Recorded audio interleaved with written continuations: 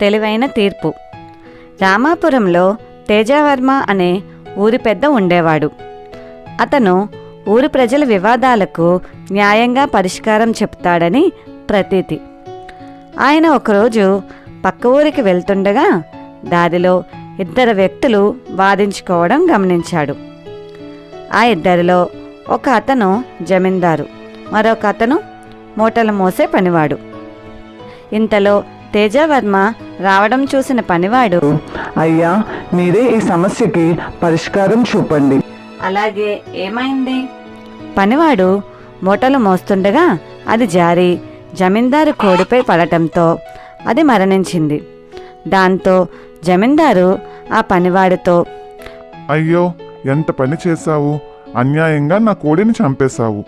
ఈరోజు నువ్వు చేసిన పనికి తగిన పరిహారం చెల్లించే వరకు నేను వదిలేదే లేదు. అయ్యా, నన్ను క్షమించండి.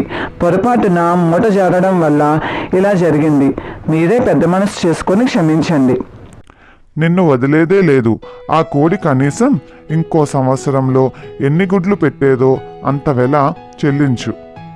అయ్యా, నేను బీదవాడిని, అంత డబ్బు చెల్లించలేను. పొరపాటున బస్తా చేజారి కోడి మీద పడింది.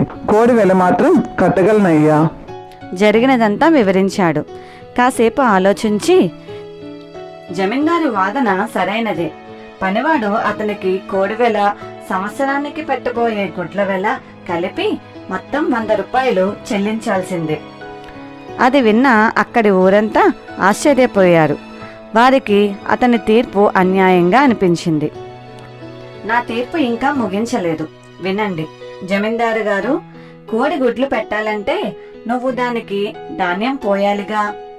మరి సంవత్సరంలో నీ కోడి ఎంత ధాన్యం తినేది? 2 బస్తాలు స్వామి.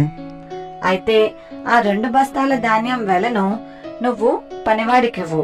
ఆయన తీర్పు అర్థం కాక జమీందారు అయోమయంగా చూశాడు. ఏమీ లేదు, రాబోయే సంవత్సరంలో నీ కోడి ఇవ్వబోయే లాభం నువ్వు ఆశిస్తున్నావు.